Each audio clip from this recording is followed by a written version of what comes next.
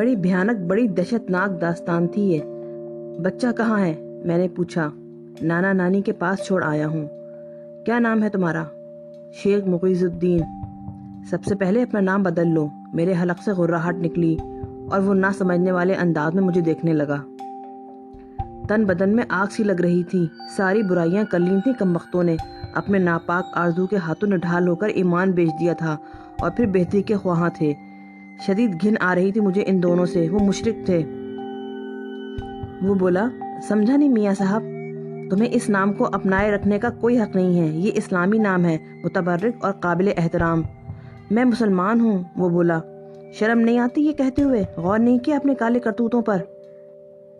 عورت تو ناقص العقل ہوتی ہے، تم لوگ اسے سنبھال نہیں سکتے۔ اس طرح کٹ پتلی بن جاتے ہو تم اس کے ہاتھوں۔ اس کائنات کا ہر ذرہ مالک کائنات کے اشارے سے جنبش کرتا ہے۔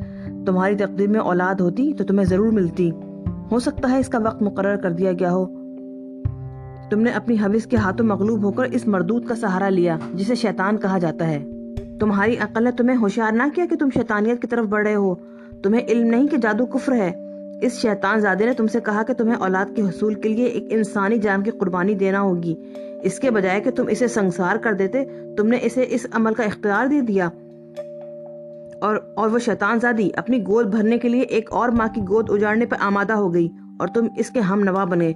تم نے اپنی آنکھوں سے اس ماں کو دیکھ لیا جو اولاد کے کھو جانے سے اپنا دماغی توازن کھو بیٹھی۔ قدرت تمہارے کالے کرتوت تمہارے سامنے لائی، مگر تم نے غور نہ کیا، اور اب تم اس عورت کے لیے بہتری چاہتے ہو۔ خدا کی قسم تم بے دین ہو، تمہارا اس پاک مذہب سے کوئی تعلق نہیں رہا۔ رحم میاں صاحب، رحم، وہ بولا۔ تم مردود ہو، قابل سزا ہو، لیکن جزا و سزا کا مالک وہ ہے جس کے ہم بندے ہیں۔ تمہارا فیصلہ وہی کرے گا۔ اب میں تم سے درخواست کرتا ہوں۔ کیا میاں صاحب؟ یہ جگہ فوراً چھوڑ دو۔ یہ غیر مسلموں کے لیے نہیں ہے۔ اس سے قبل کہ میں دوسروں کو اس بات پہ آمادہ کروں، تم یہاں سے چلے جاؤ۔ میں تو بڑی آس لے کر آیا تھا میاں صاحب۔ تمہاری بینائی چھن چکی ہے۔ وہ جنہوں نے تمہیں بے لوث محبت دی، تمہیں تمہارے برے وقت میں اپنایا، تمہارے لیے کچھ نہ رہے، اور وہ قابل نفرت عورت جس نے بلا کر تم سے تمہارا ایمان چھین لیا، تمہارے لیے آسمان ہو گئی۔ سنو، اللہ کی لاٹھی بے آواز ہے۔ اگر تمہیں لمحاتی عیش و عشرت مل گئے ہیں تو اسے دھوکہ جانو۔ آنے والا وقت تم پر کٹھن ہے۔ 11 سال پورے ہو جانے دو۔ وہی بچہ جس کے لیے تم نے ایمان کھویا تمہاری موت کا سامان بنے گا۔ اسے تمہارے اعمال کی سزا کے لیے مخصوص کیا گیا ہے۔ جاؤ، اس سے زیادہ تمہارے لیے رعایت نہیں کی جائے گی۔ ہمارے لیے کوئی گنجائش نہیں ہے میاں صاحب۔ خدا کی لعنت ہو تم پر، میں نے نفرت سے کہا۔ سنیے تو صحیح میاں صاحب، جو کچھ سنا دیا ہے تو نے، اس سے زیادہ نہ سنا، تیرے حق میں بہتر ہے۔ اکرام، انہیں یہاں سے نکال دو۔ میں ان کے پاس سے اٹھ کر واپس چل پڑا۔ اکرام نے انہیں وہاں نہ رہنے دیا۔ اسی وقت انہیں خانقاہ سے دور جانا پڑا۔ مجھ پر عجیب سی کیفیت طاری تھی۔ دل لرز رہا تھا اس کہانی پر۔ کیسے کیسے مردود انسان ہوتے ہیں اس دنیا میں، لا حول ولا قوت۔ اکرام میرے پاس آ کر بیٹھ گیا۔ ہم دونوں خاموش تھے، مگر یہ خاموشی قائم نہ رہ سکی۔ شامی نظر آیا، اس کے ساتھ نادر حسین بھی تھا، لباس پہنے ہوئے نہایت بہتر حالت میں۔ ہم دونوں حیرت سے اچھل کر کھڑے ہو گئے۔ بڑا بابا ٹھیک ہو گیا مسعود بھائی، ہمارا بڑا بابا ٹھیک ہو گیا، شامی خوشی سے بولا۔ واقعی خوشی کی بات ہے۔ نادر حسین، کیسے ہو تم؟ میں تو جیسا تھا ویسا ہوں، بس تم لوگوں کی بینائی متاثر ہو گئی ہے، نادر حسین نے جواب دیا۔ میں چونک کر اسے دیکھنے لگا۔ اس کا لہجہ بدلا ہوا تھا، تاہم میں نے اس پہ تبصرہ نہیں کیا اور شامی سے بولا، چلو شامی، تمہاری محنت بابر ہوئی۔ ہاں نادر حسین، اب ہم یہاں سے جانا چاہتے ہیں۔ تم نے وعدہ کیا تھا کہ ایک مخصوص وقت گزارنے کے بعد ہمیں اجازت دے دو گے۔ مخصوص وقت گزارا کہاں ہے؟ جلد بازی کیوں کر رہے ہو؟ ابھی نہیں، ابھی نہیں، اس نے کہا۔ پھر شامی سے بولا، جاؤ تم آرام کرو، آرام کا وقت ہے۔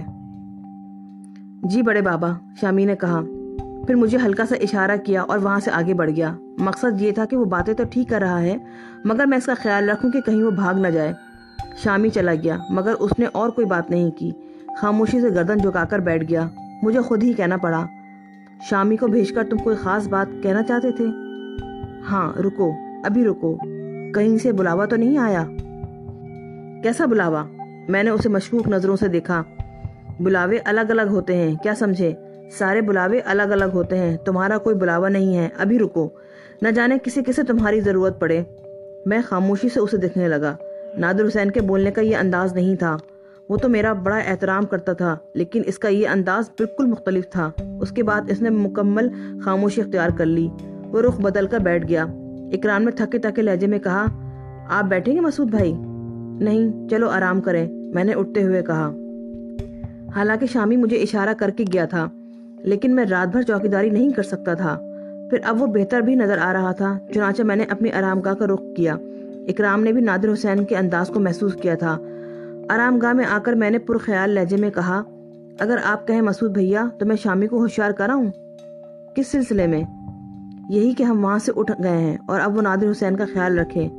میرے خیال میں وہ ابھی ٹھیک نہیں ہے۔ کیوں؟ اس کے بات کرنے کا انداز بتاتا ہے۔ وہ آپ سے اس لہجے میں تو بات نہیں کرتا تھا۔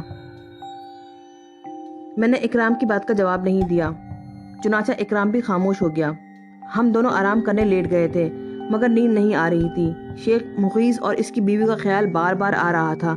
دونوں بدبختوں سے مجھے شدید کراہت محسوس ہوئی تھی۔ یہ نہ معصومیت تھی نہ لاپرواہی۔ اتنا بڑا کام انہوں نے نہایت آسانی سے کر ڈالا تھا۔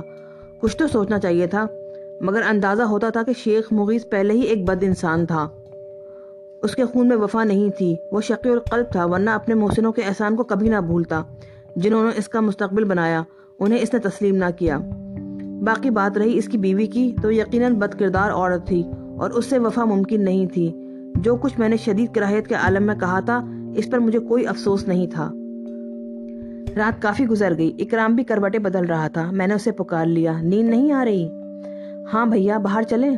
میں خود بھی یہی سوچ رہا تھا، باہر کھلی فضا ہوگی۔ ہم دونوں باہر نکل آئے۔ عبادت سے بہتر اور کیا مشغلہ ہو سکتا تھا؟ وضو کیا اور آگے بڑھ گئے۔ تبھی نادر حسین نظر آیا۔ جہاں چھوڑ گئے تھے وہیں گردن جھکائے بیٹھا تھا۔ اسے مخاطب کرنے کو دل نہ چاہا۔ ہم اس سے کچھ فاصلے پر بیٹھ گئے۔ اس کی پشت ہماری طرف تھی۔ میں نے اس کی طرف سے ذہن ہٹا لیا اور آنکھیں بند کر لیں۔ پھر میں نے درود شریف کا ورد کیا۔ ابھی پہلی بار درود شریف ختم ہی کیا تھا کہ دفعتاً نادر حسین کی آواز سنائی دی۔ وہ چیخ مار کر کھڑا ہو گیا اور میں چونک کر اکرام کو دیکھنے لگا۔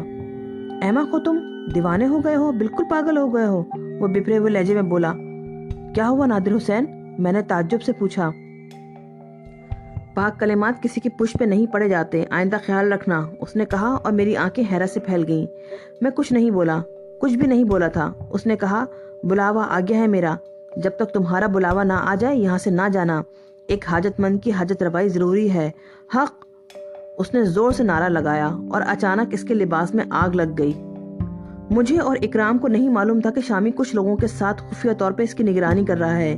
ابھی ہم دونوں ششدر کھڑے غور ہی کر رہے تھے کہ کیا کریں کہ عقب سے شامی کے چیخنے کی آواز ابھری اور 2-3 افراد کے ساتھ دوڑ پڑا۔ آگ! آگ! پانی! پانی! وہ ناشتا ہوا بولا، مگر اتنی دیر میں نادر حسین کا لباس خاکستر ہو گیا تھا۔ اس نے دوسرا نعرہ لگایا اور اس کے ساتھ خانقاہ کی بلندیوں سے نیچے چھلانگ لگا دی۔ شامی کے حلق سے دلخراش آواز نکلی، بڑے بابا! وہ دیوانہ وار بھاگتا ہوا کنارے تک آ گیا اور میں نے اور اکرام نے اس کی تقلید کی اور پھر سکڑ کر رہ گئے۔ حالانکہ جتنی بلندی سے وہ نیچے کودا تھا اس کے ہاتھ پاؤں ٹوٹ جانے چاہیے تھے، لیکن وہ نیچے تاروں کی چھاؤں میں بے تکان دوڑتا نظر آ رہا تھا، لباس سے عاری، ہر تکلف سے بے نیاز۔ دیکھتے ہی دیکھتے وہ نگاہوں سے اوجھل ہو گیا۔ میرے بدن میں شدید سنسنی دوڑ رہی تھی۔ اس پر پھر دورہ پڑ گیا مسعود بھائی۔ اب کیا ہوگا؟ وہ پھر ہمارے ہاتھ سے نکل گیا، شامی نے افسوس بھرے لہجے میں کہا، اور میں نے چونک کر اسے دیکھا۔ نہیں شامی، وہ ٹھیک ہے، میں نے آہستہ سے کہا۔ ٹھیک ہے؟ شامی سسکی سے لے کر بولا۔ ہاں، ہم سب سے زیادہ ہوش مند۔ نہ جانے تم کیا کہہ رہے ہو، شامی جھلا کر بولا، اور میں شامی کو تسلیاں دینے لگا۔ جو کچھ میں کہہ رہا ہوں وہی درست ہے شامی، اب وہ اس جھوٹی خانقاہ کا بزرگ نہیں ہے۔ اب کیا ہوگا مسعود بھائی؟ ہمیں پھر اس کے پیچھے نکلنا ہوگا، نہ جانے کہاں سے کہاں نکل جائے وہ۔ ہمیں بتاؤ اب کیا کریں؟ جو کچھ کرو گے بیکار ہوگا، ویسے تم اپنی مرضی کے مالک ہو۔ آؤ اکرام، میں نے کہا اور اکرام کو ساتھ لے کر اپنی آرام گاہ میں آ گیا۔ خانقاہ میں جتنے لوگ تھے سب وہیں جمع ہو گئے تھے۔ سچ مجھ شدید ذہنی دباؤ کا شکار ہوں میں مسعود بھائی، برداشت نہیں ہو رہا، ورنہ آپ سے نہیں کہتا۔ اکرام بے بسی سے بولا۔ کیا بات ہے اکرام؟ نادر حسین کو کیا ہو گیا؟ وہ جو مصرع ہے نا کہ خدا کی دین کا موسیٰ سے پوچھیے حال، وہ صادق آ گیا ہے۔ کیا مطلب؟ عہدہ مل گیا ہے اسے، مجذوب ہو گیا ہے۔ ویسے بھی اکرام تمہیں یاد ہوگا، وہ ڈاکو تھا، جعلی خانقاہ میں وہ لوگوں کے جھوٹے دلاسے دیتا تھا، لیکن خود کو پیر کہلوانے سے لرزتا تھا۔ وہ خود کو دنیا کا بدترین انسان سمجھتا تھا۔ اسے اپنے گناہوں کا شدید احساس تھا۔ اللہ کو اس کی یہ ادا بھا گئی اور اسے بہت بڑا مقام مل گیا۔ سبحان اللہ، تو یہ بات ہے۔ ایک آدھ بار شبہ ہوا تھا، یقین نہیں کر سکا تھا۔ پھر یہ اندازہ کیسے ہوا؟ اس کی پشت ہماری طرف تھی، میں نے درود شریف پڑھ لیا تھا، وہ تڑپ گیا، کلام الہی کی برہمتی اس سے برداشت نہ ہو سکی۔ اب وہ واقعی اس خانقاہ کا انسان نہیں تھا۔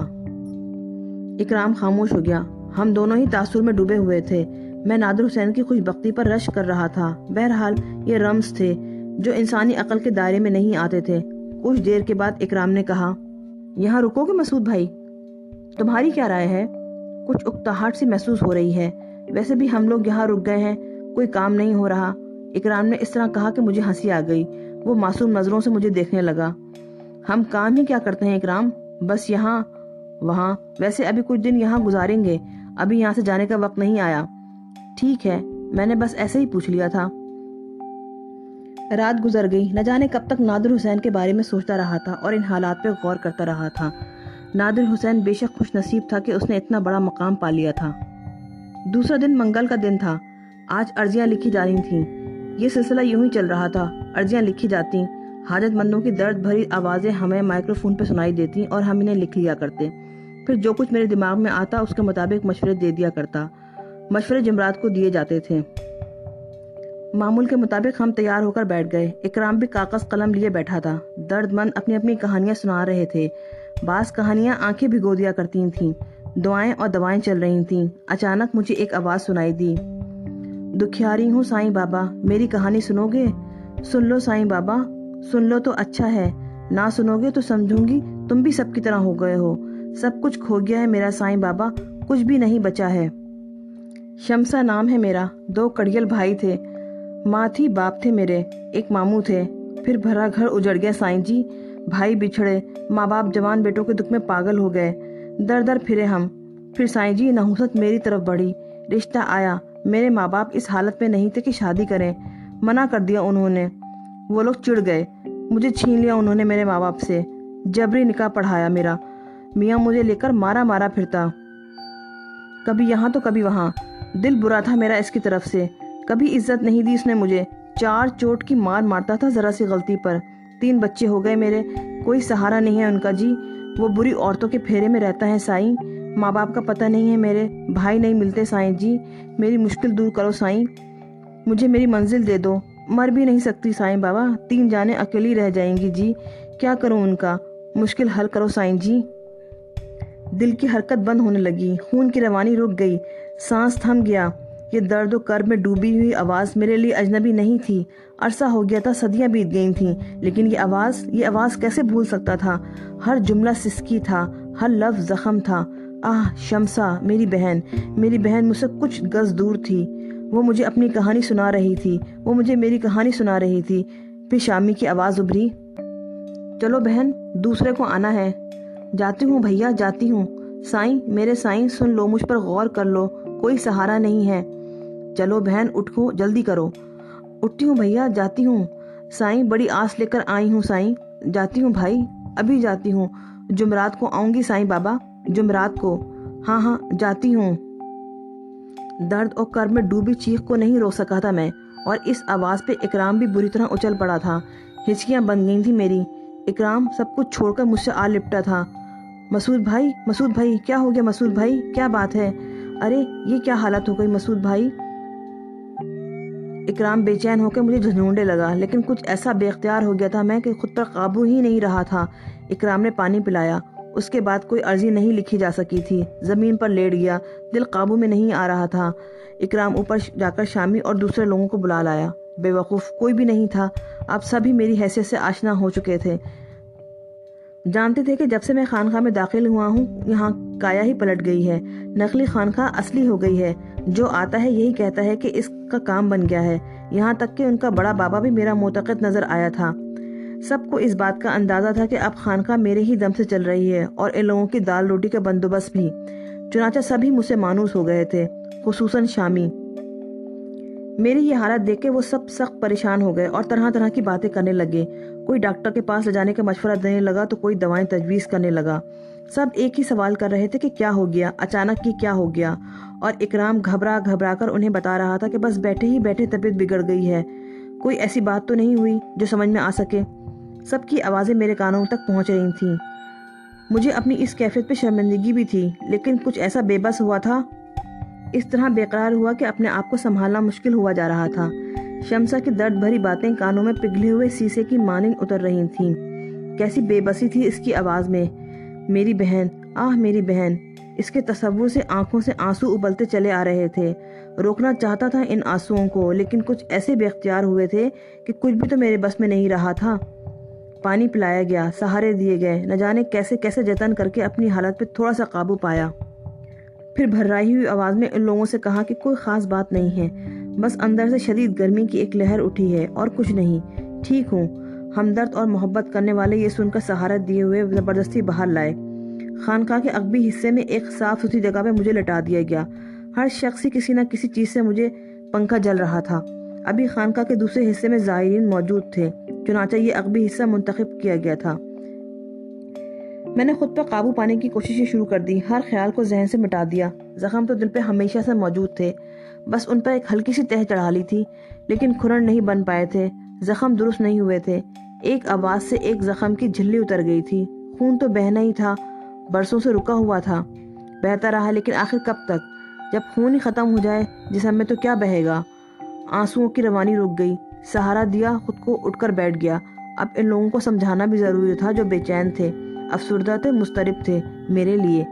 مدھم سے لہجے میں کہا، میں نے ان سے کہا، بہت معذرت خواہ ہوں آپ سب سے، خواہ مخواہ ایک ذرا سی گرمی سے کیفیت بگڑ گئی تو آپ لوگوں کو پریشان ہونا پڑا۔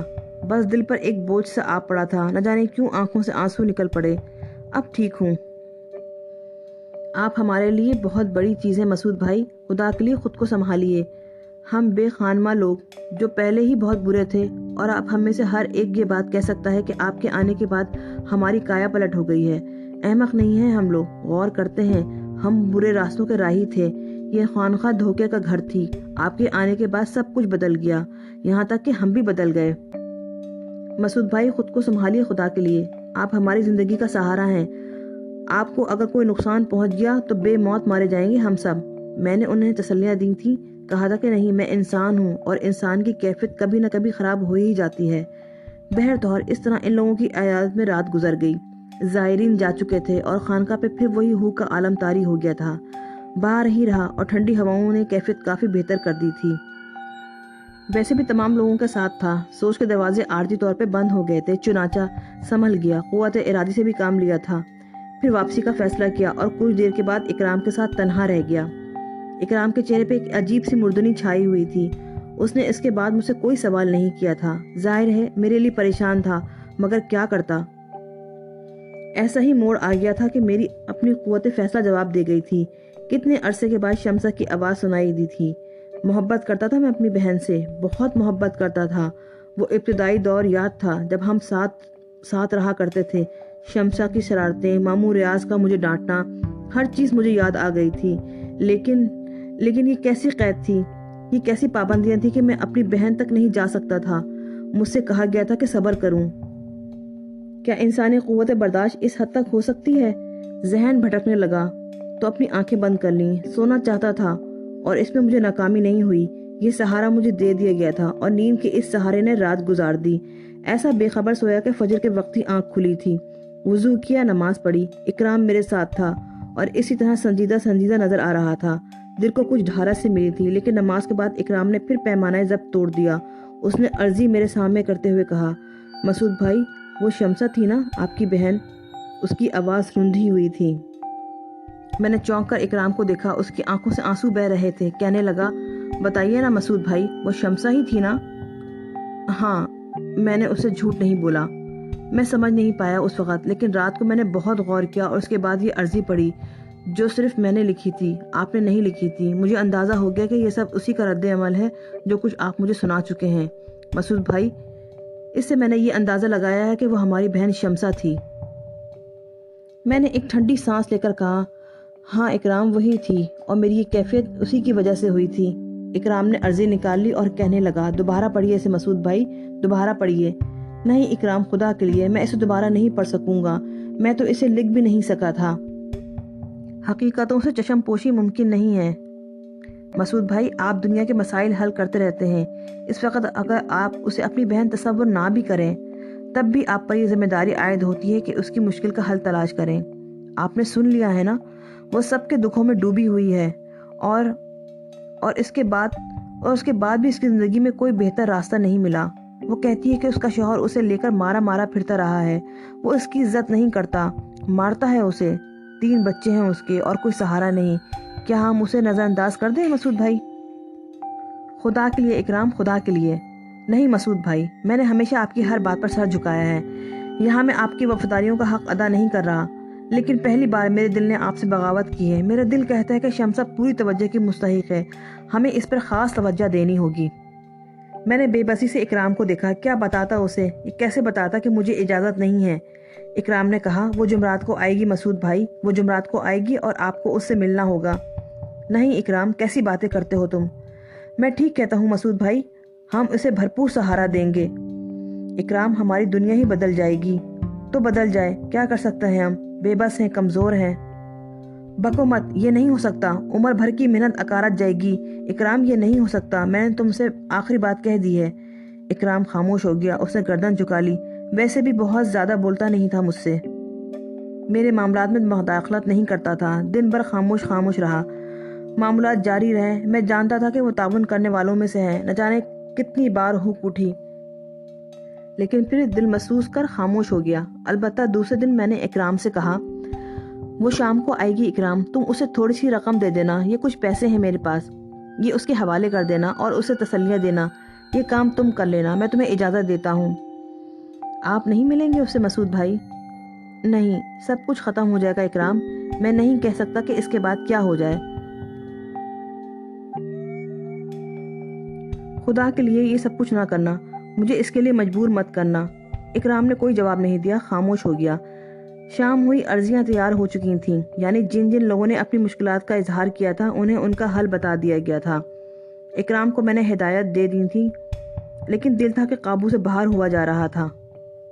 اکرام شمسہ سے ملے گا، جو کچھ بھی کہے گا، اس سے وہ الگ بات ہے، لیکن میں اپنی بہن کا چہرہ بھی نہیں دیکھ سکوں گا۔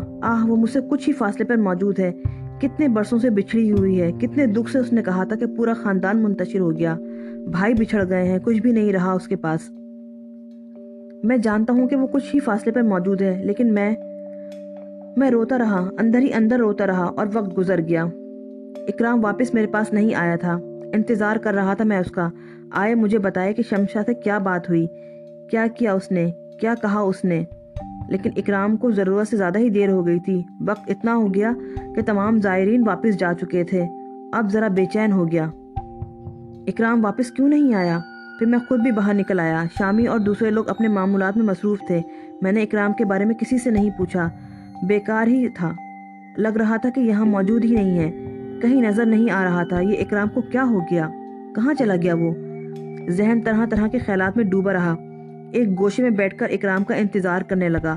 اندازہ ہو رہا تھا کہ وہ جذباتی ہو گیا ہوگا، کہیں وہ شمسا کے پیچھے ہی نہ نکل گیا ہو سکتا ہے، بہرحال انسان ہے، لیکن اگر اس نے ایسا کیا ہے تو حد سے تجاوز کرنے والی بات ہے۔ میں نے اس کو اس بات کی اجازت نہیں دی تھی، پھر خود ہی اپنے آپ کو سمجھا بھی لیا۔ اکرام بس میرا ساتھی ہے، محکوم تو نہیں ہے وہ میرا۔ اگر اس نے اپنے طور پہ کوئی عمل کیا ہے تو ایسی بری بات بھی نہیں ہے کہ میں اس پہ بگڑنے لگوں، اپنی مرضی کا مالک ہے وہ، کسی بھی لمحے میرے پاس سے جا سکتا ہے۔ ویسے یہ تصور ذرا عجیب سا لگا تھا۔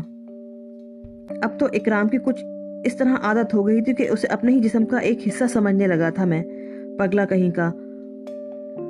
وہ کام کر رہا ہے جو میں نہیں کر سکتا، لیکن اچھا تو ہے، کم از کم شمسا کے بارے میں تفصیلات معلوم ہو جائیں گی۔ خدا کرے کہ وہ اس کے پیچھے پیچھے ہی گیا ہو، کچھ معلومات حاصل کر کے ہی آئے گا، ہو سکتا ہے یہ ماں باپ کا بھی کچھ پتہ چل جائے۔